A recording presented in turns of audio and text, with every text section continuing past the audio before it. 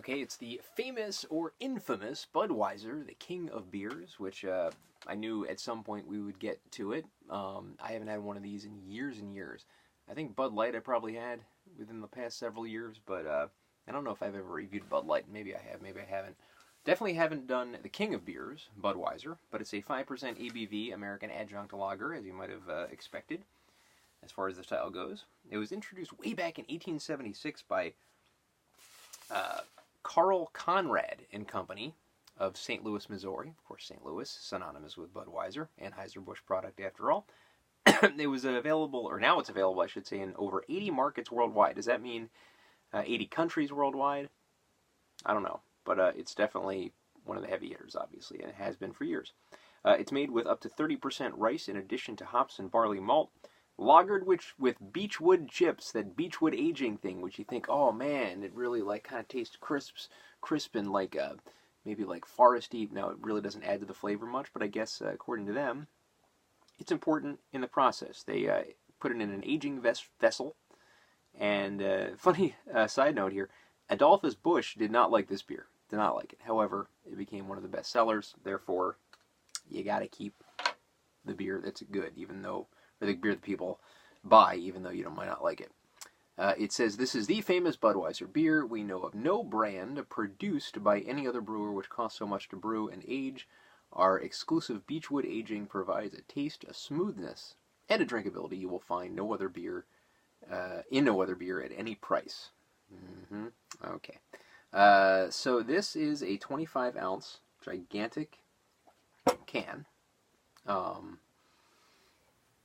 They're selling them in 25 ounces these days because, 24 would just be 2 beers. You want that extra ounce, obviously, to set it apart. This has an expiration date of July 13th, 2018. Today is May 25th, so we're good as far as that goes. It's world renowned. I do like the, I do kind of like the art. It does look like a turn back the clock, like 1930s, 40s kind of baseball game kind of beer, which I guess they sell these big boys at baseball games for probably like $17. I got this for, I think, like $1.99 or $1.75 or something like that. But anyway, we'll pour into this Pilsner glass, and we see that, that adjunct pour with a nice frothy head, probably about 3 fingers, almost 3 fingers, no, maybe not quite. Aroma-wise of Budweiser. Getting that rice, getting that corn. Everything you expect from beer of this style. So let's get the taste now.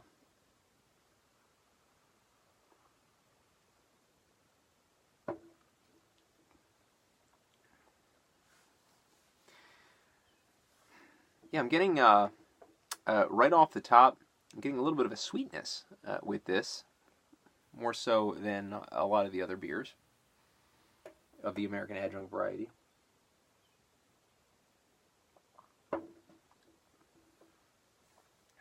Almost of a malt liquor kind of taste. It's a little bit harsh. And the flavor kind of dissipates in the back of the throat a little bit, but that sweetness is where I'm getting the beginnings of flavor from. Get another taste here.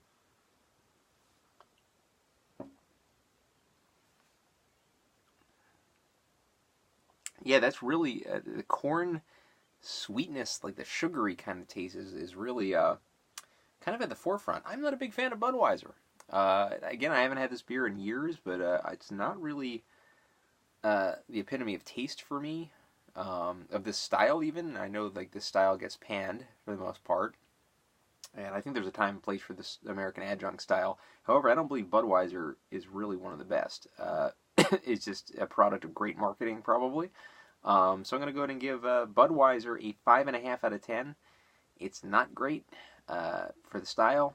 There are other beers that are mass-produced that are much better than Budweiser, in my opinion, and much cheaper, too. Maybe not much cheaper, but definitely on the cheaper side. So 5.5 out of 10 for Budweiser, the king of beers. Methinks no.